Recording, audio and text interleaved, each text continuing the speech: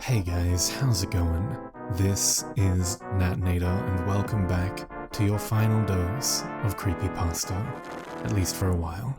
If you didn't catch it last week, I'm officially going on hiatus following this upload. I don't have a set time for how long, but I'm sure at some point I'll be back. Anyway, I've cooked up an oldie, but a goldie, from the golden age of creepypastas, and of course, we're leaving off on a ritual pasta about the devil. I'm gonna miss you guys. I'll still be hanging around, just not uploading, so feel free to check in at any time if you feel like it. I hope to hear that your lives are going really well. Now, without further ado, let's get right on with thanking the members of the Coven over on Patreon. Shoutouts as always to the Disciples, Tiffany, Backwards D-Dog, Vera Ohio, Teddy Dog, Patrick White, Bubbly Panda, and Auntie Pat. And just as an added bonus, Diana, you get a huge shout out because you've been an OG. Thank you.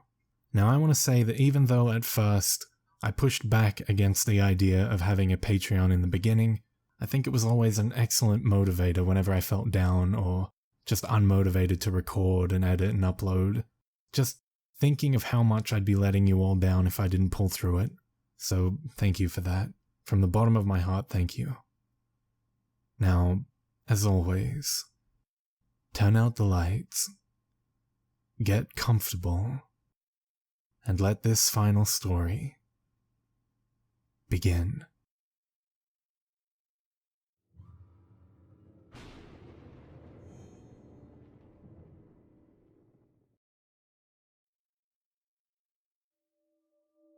Pray, for devils have no reason.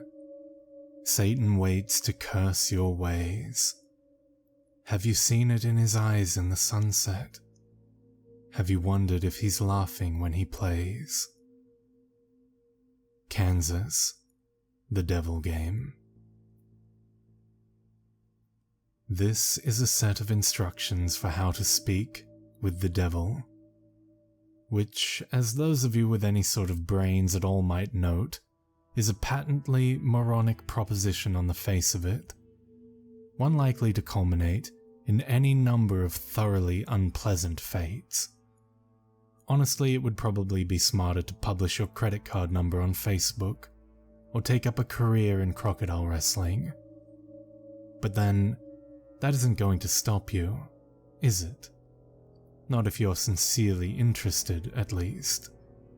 Technically, if you do everything just right, there's a fair chance you'll walk away scot-free. And that seems to be reason enough for some people to decide that it's a good idea. Especially if you're the fate-tempting, thrill-seeking, scare-junkie type. Or the desperate type. Which brings me to a point of clarification I ought to make. This is not a manual for making any kind of Faustian bargain. You know, the whole sell your soul type of deal. Although if you happen to bring it up in conversation, he certainly wouldn't be one to refuse. Following through with such a foolhardy bargain, however, would necessitate removing some of the protections which you will put in place for your conversation. And I don't think I need to spell out for you why that would be a bad idea.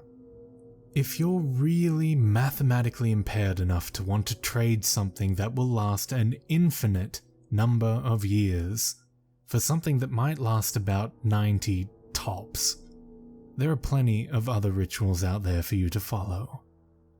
This one, if performed correctly, should only allow the two of you to talk. This perhaps begs the question of why exactly you would want to speak with the devil in the first place. Maybe some of you just like the idea of making small talk with extremely dangerous occult entities. But for the sake of the human race, I hope most of you aren't quite that stupid. Short answer is, he knows things. Things that some of you may have a deep, vested interest in finding out. I mean, he's not omniscient or anything, much as he might like to pretend otherwise. He's not God. but he's definitely got a supernatural advantage over the kind of knowledge any human would be able to obtain. For example, he probably wouldn't be able to predict when the next world war would happen, or tell you the cure for cancer, but he could very well be able to predict the winning numbers of the next $500 million Powerball drawing, or tell you what deadly, undiagnosed condition might be afflicting one of your loved ones. Of course, the Prince of Darkness doesn't just go around giving out winning lottery numbers to anyone who asks, and trusting any sort of information obtained from a being commonly described as the father of all lies is liable to land you in a worse situation than you were when you started. However, if you're really dead set on finding something out, and you've exhausted all other options, there is a way to try and get accurate information out of the guy. You see, unlike so many of the more urban villains in popular culture, the devil has a bit of a penchant for games and gambling. Of course, the reason he likes them so much is that he almost always wins. Unless you happen to be a fiddler named Johnny or are a being represented by Daniel Webster, you're probably going to get your ass handed to you. But if you're determined enough to want to face the risks and the long odds, there's a certain game the two of you could play to try to win the information you need. First things first though, we'll start off with a description of the summoning process, then get into the rules of the game, some tips for how to play, and finally, of course, the inevitable litany of arcane shit that might go horribly, horribly wrong. In order to contact your conversational partner, you'll need to go to a church at midnight. It doesn't matter what kind of church, large or small, old or new, liberal or conservative, just as long as you're sure it will be empty. The last thing you want is for some preacher to walk in on you while you're in the middle of this, for the sake of the preacher's well-being as much as your own. The process will probably work best if you try it on a new moon, or a full moon, or Friday the 13th, or Halloween. The actual day is less important than the psychological effect it has on you. As long as you don't try it on Christmas Eve or something stupid like that, you should be fine. The time is important though. You don't have to start or end your ritual at exactly 12 AM Greenwich Atomic Time or anything, but as a general rule of thumb, you ought to show up a bit before midnight and have everything set up by no later than 10 or 15 after. Show up a lot before midnight if you don't know how you're going to get in. Shockingly enough, most houses of God do tend to lock their doors at night, at least if there's no one there to watch over them. And remember, we want empty, got it? There are, of course, certain things you need to bring, and certain things you can't bring.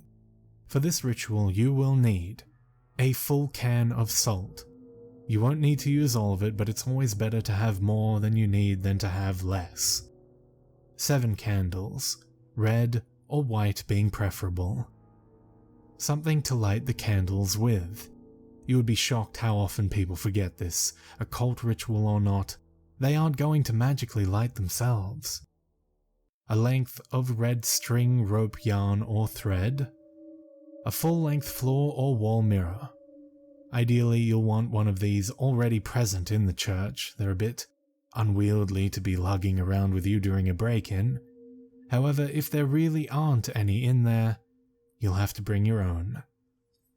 You might also find it useful to bring some markers, pencils, paper, a flashlight, and any sort of tools that might be necessary to secure your entrance into the church. You will not be permitted to bring in any electronic or timekeeping devices. This includes all cell phones, smartphones, tablets, e-readers, MP3 players, PDAs, calculators, wristwatches, pocket watches, kitchen timers, hourglasses, etc., etc., etc. Seriously, it's worse than the SAT. If you're one of those people that has your smartphone practically wired into your brain, don't worry. You can bring those things with you to the church as long as you leave them outside the room in which you'll be doing the ritual. If you brought a flashlight, helpful for finding your way around without attracting unwanted attention, leave that outside too. Also, don't bring in any sort of religious paraphernalia to protect you, especially if it pertains to the Abrahamic religions. And yes, if those gothy, black cross earrings you're wearing are hanging right side up, they count. If you have any kind of holy symbols like that with you, the devil will simply refuse to show up. Don't worry, you're not going in totally unprotected. In fact, most of the supplies with you are not for any sort of devil summoning ritual, but for your own protection. Old superstitions and folk magic remedies to guard oneself from evil. From what I know of it, the effect is mostly based on the power of belief, so there are probably numerous other objects, artifacts, and procedures that would work just as well. If you'd like to risk being left helpless at the mercy of the devil in order to test that theory, feel free to experiment. However, for anyone without a psychotic death wish, I'd recommend sticking to the ritual as follows. Once you're sure you have all the right supplies with you, make your way into the church and find some place to set up. It can be anywhere from the main sanctuary where services are held, to a Sunday school classroom, to a walk-in supply closet, as long as you have a sufficient amount of open floor space and are certain not to be disturbed. Set up your mirror first. This is where the devil will appear when you summon him. As such, you mustn't complete the summoning until you've laid down certain wards around it. First, surround the mirror with an unbroken circle of salt. If the mirror is hanging on a wall or door, lay down a semicircle around it instead, making sure that the salt touches the wall at both ends. Then wrap your red string around the mirror several times. The color red, especially red string, is symbolic of protection in the folklore of many cultures and religions. This is also why red candles are a good idea. Speaking of the candles, set them up around the outside of your circle or semicircle of salt, spaced at relatively even intervals. No, you don't have to get out measuring tape and make it exactly perfect, but do at least try to make it look as though it was set up by someone old enough to be trusted with matches. Light the candles in a clockwise fashion, being careful not to disturb the salt. If you break the circle, you'll have to start all over again. Once all of the candles are lit and burning strongly, your protective wards are complete. You are now ready to proceed to the actual summoning. To do so, you first must get the devil's attention and demonstrate your resolve by performing some sort of sacrilegious act in the holy space. Turning a crucifix or cross upside down is fairly conventional, but it's not the only option.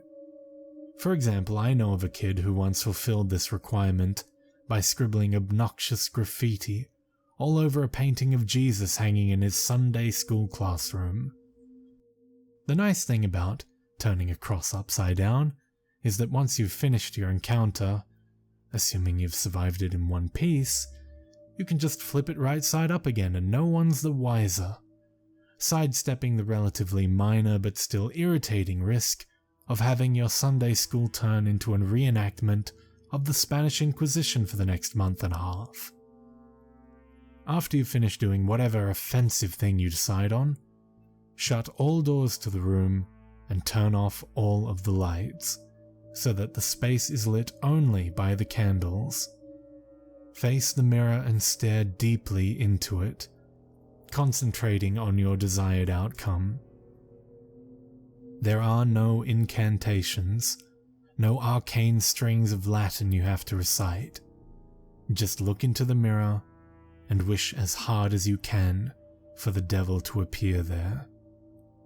After a few moments of this, when you feel ready, close your eyes and count to 10. Then open them. If all has gone correctly, you will no longer see your own reflection. You will be looking at the devil, or at least looking at the way the devil has chosen to appear to you. Chances are, he won't look like your conventional red-horned demon with goat legs and a pitchfork, nor any other sort of terrible apparition. No point in scaring you off now. Better to lure you in, make you feel safe. To that end, he generally takes on the appearance of a fairly average, nondescript human being. If anything, he's prone to vanity and will lean toward the more attractive end of the spectrum. The only really frightening part of him will be his eyes. No matter how hard he tries, he can't hide the sinister gleam smoldering deep within them, the malevolent amusement and hunger, like the eyes of a spider contemplating a fly struggling in its web. They're supremely confident, those eyes, confident and without pity. Don't look into them too deeply, or you'll begin to feel helpless and paralyzed with dread, losing your hope and your will to fight.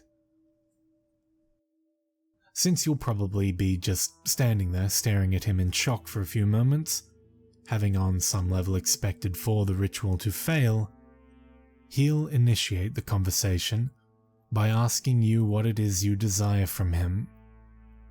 If you can gather your wits enough to string together a coherent sentence, you should respond with something like, "I wish to challenge you in a game of question and response."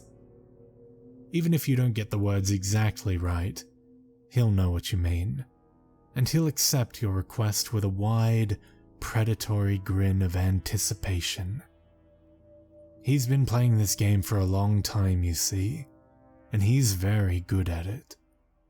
Most humans, on the other hand, are very bad at it.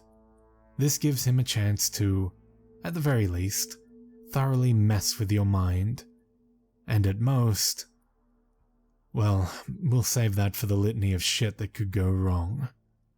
You'll have to play it very smart to avoid justifying his expectations. The general rules to the game are very simple, with a few caveats that can make things more complicated. He'll begin by asking you a question. He always initiates the game. It can be anything from a piece of obscure trivia, to a riddle, to an extremely personal inquiry. Don't worry, you won't be immediately plunged into hell if you get the wrong answer or anything like that. As a matter of fact, he won't even tell you whether you got the answer right or wrong. After you've answered his question, you get to ask him one in return. Now here's where the consequences of your response come in. If you answered his last question correctly, he will respond to your question as honestly and accurately as he is able. However, if you answered it incorrectly, he is free to lie to you as he sees fit. Perhaps, if you've asked him something you're better off not knowing, he'll tell you the truth about it anyway. More likely, he'll feed you the most insidious, damaging lie he can come up with. Either way, after he's responded, he'll ask you another question, and the process will repeat over and over again until you decide to call it quits. Now, you may be sitting there thinking that it sounds fairly easy to get the information you need. All you have to do is wait for a question you can answer correctly, and then take that opportunity to ask him what you really want to know, ignoring everything else he said. Well, it's not that simple. The devil will never give you an easy question, one that you can be completely sure of the answer to. He may instead give you questions that you have some vague knowledge of, that you think maybe you know the answer to, but aren't really confident, thus forcing you to endlessly second-guess yourself, obsessing over whether or not you can trust the information that he gave you next. Perhaps you'll think that what he said was a lie, wish it was a lie, but be eternally consumed by doubt, unable to fully convince yourself that you were wrong. Or perhaps you'll have to make a huge choice based on the information he gave you, and be tormented by fear and indecisiveness as you realize that your fate, and perhaps that of others as well, rests entirely upon whether or not you were able to correctly recall some arcane piece of trivia that you don't even remember now. By the way, you'll never remember the exact questions the devil asked you. That'd make it too easy for you to go back and check on your responses. Or maybe instead of testing your knowledge, he'll ask you something personal, something you even lie to yourself about. You'll answer back to him, thinking you've gotten the question correct. No, I don't resent my sister. Yes, I would turn the money into the police. But he'll know better. He'll know better than you do that you're lying, and he'll lie to you in return. And you'll believe him. You'll believe him until you are no longer able to deceive yourself. And by then, well, it might be too late. Or maybe, he won't even give you a chance to get an accurate response at all. Maybe he'll just ask you an endless string of completely impossible questions, making you more and more frustrated and disheartened as you realize you'll never be able to force him to tell you the truth. Questions like, what was the exact height of Mount Everest in centimeters in the year 1666? Or, what is the airspeed velocity of an unladen swallow? Although, knowing his sense of humor, if he ever asked the latter, he might consider African or European a correct response. There are a couple of ways to short-circuit this particular strategy. However, additional rules and courses of action that make the game more interesting and prevent you from being stonewalled completely. Although, in all honesty, he probably wants for you to try one of those options anyway. The first option is to ask him a riddle instead of a question. If you somehow manage to stump him, and he answers the riddle wrong or gives up, he'll be obligated to give you a truthful response to your next question. If he answers the riddle correctly, once again, don't worry, he won't pounce on you like a sphinx or drag you into hell. What will happen is that he will get a pass, allowing him to lie in response to one question he would otherwise be obligated to answer truthfully. Honestly, if he gets a pass, you might as well just give up and quit the game right there. It's nearly impossible to determine when he's telling you the truth under the best of conditions. Adding another layer of complexity by constantly trying to figure out when and if he's used his pass, it's just about enough to make any normal person's brain explode. There's no way. Just forget it. The second option is for you to take a dare from him. If you accept it and vow to follow through, then once again he'll have to answer your next question truthfully. If you choose instead to reject it, he'll get another pass. Now, before you freak out and reject that whole idea completely, you should know that he won't ask you to do anything overly dramatic or unspeakably evil, like blow up a hospital or murder someone. As a rule of thumb, most dares won't involve direct loss of life or any major felonies. However, they certainly won't be easy. Inflicting severe pain on yourself, doing something that terrifies the shit out of you, cutting off a treasured relationship, publicly humiliating yourself or someone you love, all of these things and more, things you might not even be able to imagine, are completely on the table. If you're willing to go that far, to put yourself in that kind of position, you'll get your answer. However, if he manages to come up with the one thing you know you simply can't or won't do, well, then once again, you might as well just quit. One last thing. Don't think you can just tell him you're going to do something and then not do it. If you accept a dare and then don't follow through with it, well, let's just say there will be consequences.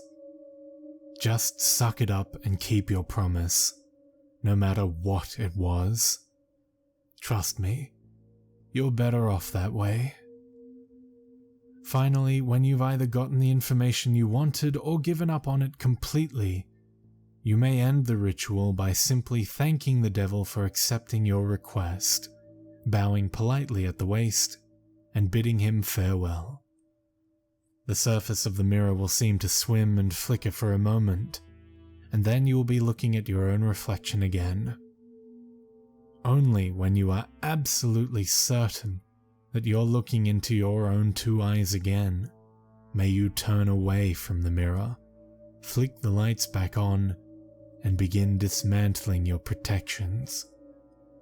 Now, and this is most important, even if you haven't gotten the information that you wanted, you must end the ritual in this manner before 66 minutes have elapsed. Well, I suppose that technically you have 66 minutes and 6 seconds. Subtle, right? But if you're seriously going to try and cut it that close without any kind of timekeeping device, you're probably screwed anyway. I cannot emphasize how important it is that you keep to this time limit. I'll save the reason behind that for the end, but don't skip ahead. I've still got a few important tips on how to play. 1. Be very careful what sort of personal information you give out. Try not to talk about yourself, especially your emotions and problems, any more than absolutely necessary. This guy knows human psychology like the back of his hand, and he will get inside of your head. It's like talking to Hannibal Lecter. Give him enough to work with, and even if you don't believe a single word he says, he will still find ways to fuck with your mind like nobody's business. If anything he asks makes you even remotely uncomfortable, do not hesitate to lie through your teeth. There will be plenty of other questions. 2. On a similar note, try to keep the game on track and moving briskly. Unstructured interactions of any kind are to be avoided. Chances are that at some point he'll try to draw you off on a tangent, discussing something that fascinates you, analyzing a response you've given him, or finding some other excuse to speak at length without moving the game forward. This is not only a waste of valuable time, but also another excellent opportunity to mess with your mind. 3. If you choose to give him a riddle, use one you've made up yourself. If your riddle has ever been written down anywhere at all, from the pages of The Hobbit to some long-lost tome of ancient magic, he will already know the answer. That said, it still has to be a legitimate riddle, with an answer that makes logical sense from some angle. You can't just ask something like what's green, has 10 legs and hops, then claim for some inexplicable reason that the answer was marshmallows. Nor can you ask him a straight question like, what have I got in my pocket? He probably knows that anyway. There are no hard and fast rules to determine whether a riddle makes sense or not, but you're a reasonable human being, your ancestors ate from the tree of knowledge, please, for the love of crap, use common sense. 4.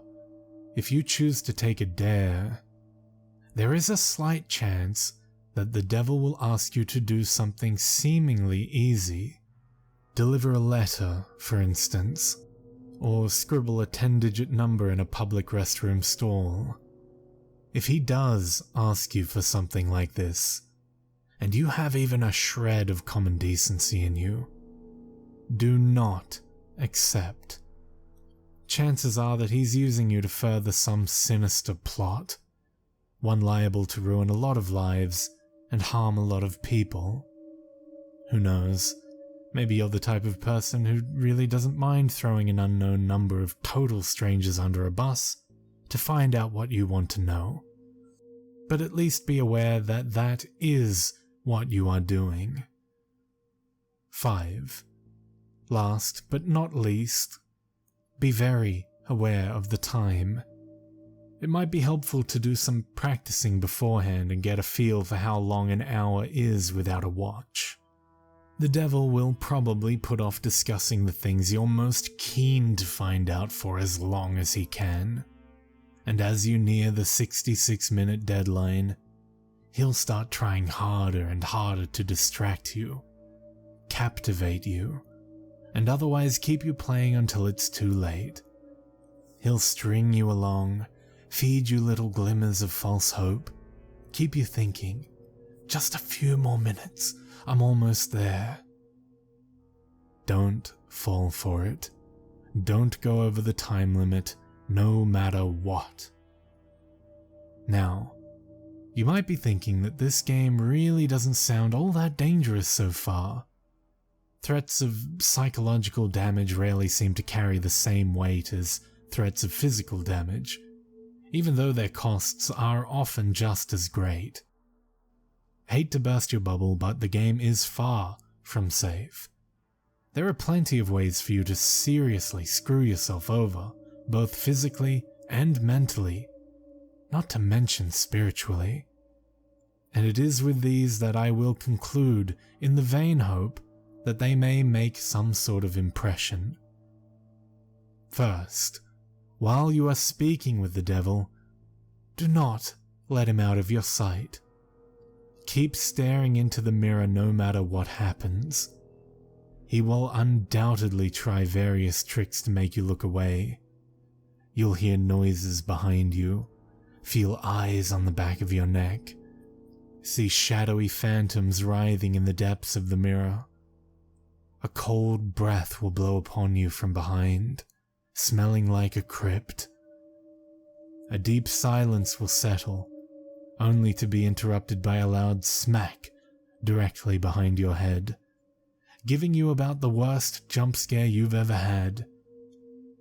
Hell, the devil may even abandon a measure of his own dignified facade and give a sudden jump of feigned shock, shouting loudly and pointing behind you with a very convincing look of terror on his face. Whatever he might test you with, you must not look away from him.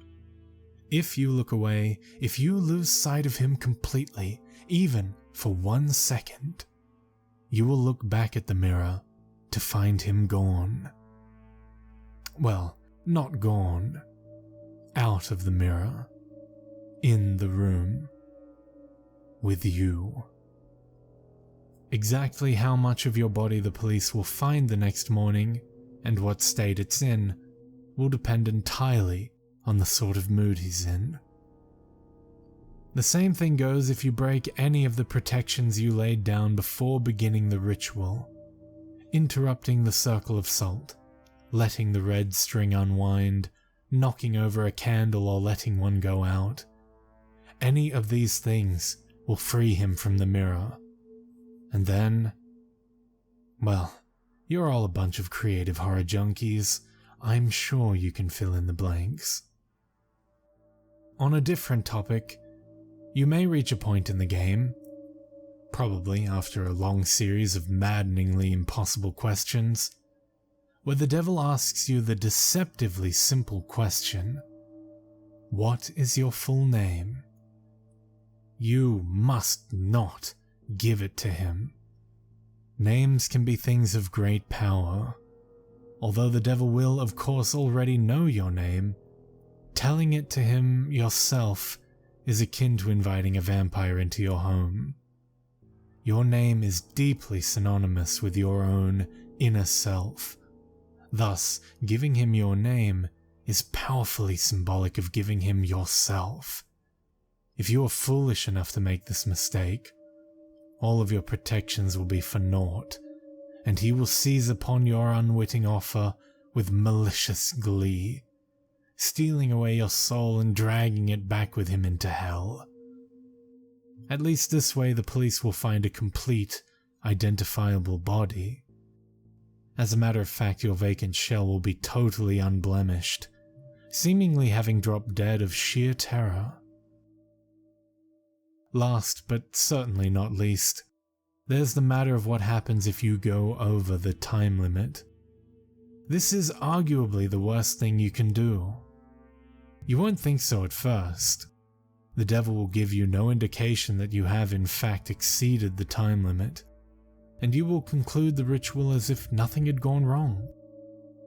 Perhaps, as the devil's image in the mirror trembles and gives way, you'll see a particularly nasty, triumphant smirk flash across his face. But this will be easily dismissed as your imagination. You'll turn the lights back on, gather your belongings, and go to leave the room. But when you open the door, you'll see nothing. That's right, nothing. Just a flat, white void, extending infinitely in all directions. Only the room which was reflected in the mirror will now exist. Incidentally, if you turn back around to face the mirror again, you may catch a last glimpse of your own reflection. Perhaps it will even turn and favor you with a smirk and a cheeky wave before sweeping out the door into the perfectly normal church hallway outside. As you may have already figured out, you yourself are no longer in the church. Your soul is now trapped in the mirror, and the devil has taken the liberty of possessing your body, now that you're no longer using it. Pound on the glass and scream all you like. You'll never get out on your own, and no exorcist can help you. But don't worry, it's not like you're in hell, right? At least, not necessarily. What you have to understand, see, is that a human soul stripped bare of its flesh is a deeply volatile and vulnerable thing, especially when trapped in the land of the living. You are now an entity of purely mental properties, and as such, the barriers between what is real to you and what is imaginary have been completely dissolved. As you fill that reflected room with your anger, your sorrow, your fear at being trapped, these emotions will begin to coalesce, given form by your mind. If you're not particularly imaginative, these creatures may not be too terrible, may not be able to inflict too much horror and pain. With time, you may even be able to teach yourself to get rid of them. If, however, yours is a mind haunted by monsters, a mind that is vibrantly creative and imaginative, and more than usually twisted, well, there's no telling what horrors might come clawing their way out of the maelstrom, tasting sweet release from the confines of your subconscious, hungering for your terror and suffering. They will refuse to be banished, dragging you kicking and screaming into an endless positive feedback loop of pain and fear. Needless to say, if you're a regular patron of websites like this one, you're probably pretty well fucked. There's only one way to find release from the mirror and the world that you've created therein. They say that if you call the devil once more and ask him to free you from the mirror, he'll be willing to take you out. For the usual fee, of course. Who knows? Maybe if your imagination is twisted and powerful enough to create a personal hell that leaves you begging for the real thing, those talents might be put to good use. There are over 7 billion people in the world, after all. Even the devil himself can't be messing with all of their minds at once. Talented help is always appreciated. Of course, the corollary to your being trapped inside the mirror is that the devil now gets to do whatever he wants in your body until sunrise. At around that time, your body will mercifully drop dead from the strain of the possession. Autopsy will probably identify the cause as some kind of coronary event. Don't get too relieved though. He's perfectly capable of stirring up plenty of trouble in those few hours. For instance, he may decide to do something big and dramatic, like purchase a large meat cleaver and go on a murder spree, starting with the names in your address book and working his way out to complete strangers if he has time.